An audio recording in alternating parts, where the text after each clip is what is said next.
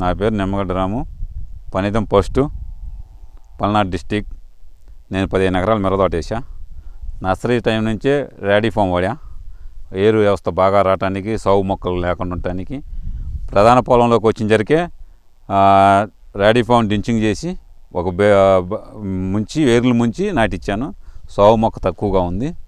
తర్వాత ఒక 8 ఎకరాలు ర్యాడీ ఫామ్ వాడినా కొంచెం బాగాలేకపోదని మళ్ళీ దానికి డ్రించింగ్ చేశాను.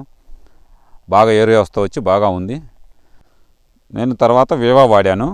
వేవా కొంచెం లైట్ రంగును పళ్ళగింపుకు వస్తే దాన్ని బాగా నలుపు రావడానికి, బాగా క్వాలిటీ రావడానికి, చేను ఎక్కువ రోజులు నిలబడటానికి కోసమని వేవా వాడాను. తర్వాత ఏల్డెన్ వాడా. ఏల్డెన్ అయిన తర్వాత మెగాఫాల్ వాడాను. మెగాఫాల్లో వర్షాలు ఎక్కువ పడి బెట్టం తట్టుకొని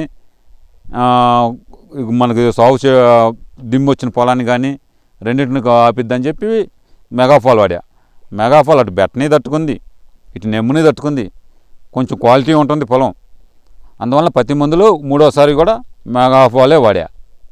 మెగాఫాల్ అనేది వర్షం పడి బాగా మబ్బులు పట్టినప్పుడు మనకు పొలం దిమ్ము వచ్చినా కానీ బెట్టగా ఉండా కానీ తట్టుకోవటం కోసం మెగాఫాల్ బాగా వాడారు. మూడోసారి వాడా.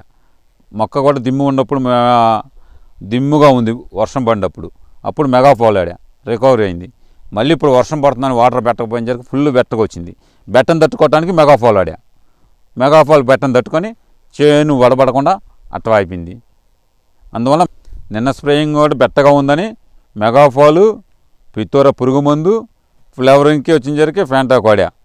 మూడింటిని కలిపి నిన్న కూడా స్ప్రేయింగ్ చేసాం. మూడో స్ప్రే బాగానే ఉంది. తర్వాత ఏల్డాన్ కొట్టాను. ఏల్డాన్లో కొంచెం తెగులు మందుతో పాటు బొబ్బర్కి కూడా ఆపిద్దని చెప్పి అక్కడ బొబ్బర్ స్ప్రెడ్ కాకుండా పక్కకి అంతటితో ఆపిద్దని చెప్పి ఏల్డాను కూడా కొట్టాను. ఏల్డాన్ బాగా ఉంది. తర్వాత పక్క బ్రాంచ్లు వచ్చి సైడ్ కొమ్మలు వచ్చి పక్క కొంచెం స్టెప్లు వేసిద్దని కూడా వెళ్ళడానికి చెప్తే అది కూడా వాడితే బాగుంది. తర్వాత స్ప్రేయింగ్లో ఎంసీ సెట్టు బాగా వాడి, ఎందుకంటే పిన్నీస్గా మళ్ళీ రాలిపోతుంది, పోతంతా డ్రాప్ అవుతుందని ఎంసీ సెట్ వాడమన్నారు. ఎంసీ సెట్ వాడా. లాస్ట్ ఇయర్ కూడా వాడా. లాస్ట్ ఇయర్ వాడితే ఎంసీ సెట్ బాగుంది. ఈ సంవత్సరం ఇప్పుడు కూడా వాడాను. అంతా పోత పింద రాలకుండా అట కాపు నిలబెట్టింది. ఎంసీ సెట్ వల్ల మనకు ప్రధాన పొలంలో పిన్నీసులుగా మళ్ళీ అయ్యి రాలిపోకుండా పండిపోతని ఆపుతుంది. చెట్టు బాగా నలుపు వస్తుంది. తర్వాత స్ప్రేయింగ్కి వచ్చినసరికి నేను లాస్ట్ ఇయర్ కాయిల్బిట్స్ వాడాను. మనకి కాయ కాటా రావడానికి, తాలుగా కాకుండా ఉండటం కోసము, మచ్చ మనకు కాయ మీద అదొక లైట్ రంగు మచ్చ వచ్చింది, ఎరుపు రంగు మచ్చ, ఆ మచ్చ రాకుండా ఉండటం కోసం కూడా కాయిల్బిట్స్ వాడితే పొలంలో మనకి బాగా కాటా వచ్చింది. మన పండు మిర్చి కూడా, ఎండుమిర్చి కూడా. అందువల్ల కాయిల్బిట్స్ మళ్ళీ నేను నెక్స్ట్ స్ప్రే తర్వాత స్ప్రేయింగ్లో 2 సార్లు కాయిల్బిట్స్ వాడతా. తర్వాత నాకు 1 ఎకరం మట్టి తొలిన పొలం ఉంటే హరికృష్ణ గారు వాళ్ళ శ్రీనివాసరెడ్డి గారిని తీసుకొచ్చి చూపించారు. అది నేను బలం కట్టలు కలిపి స్ప్రేయింగ్ చిమ్మమన్నారు.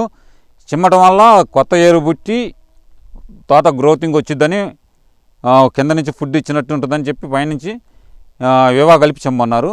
ఇవాళ వాటర్ పెట్టి వేవా 14-32 కట్టలు కలిపి చిమ్ముతున్నా. వీళ్ళ షెడ్యూలు లాస్ట్ ఇయర్ నుంచి హరికృష్ణ ద్వారా పవర్కి వాడుతూనే ఉండా. ప్రతి మందు నేను వాడాను. రూట్ కెనాల్ కాంచి అన్నీ ప్రతి స్ప్రేయింగ్లో ప్రతి మందులో వాడుతూనే ఉండా. వీళ్ళ మందులు ఎవరైనా వాడుకోవచ్చు. హరికృష్ణ వాళ్ళ సోదరు శ్రీనాథ్ రెడ్డి గారు కూడా వచ్చి మా పొలం చూశారు. పసుపు కూడా సొల్యూషన్ ఇచ్చారు. వీళ్ళది ఫస్ట్ నుంచి వాడుతున్నా బాగానే ఉన్నాయి ప్రోడక్ట్ అంతా.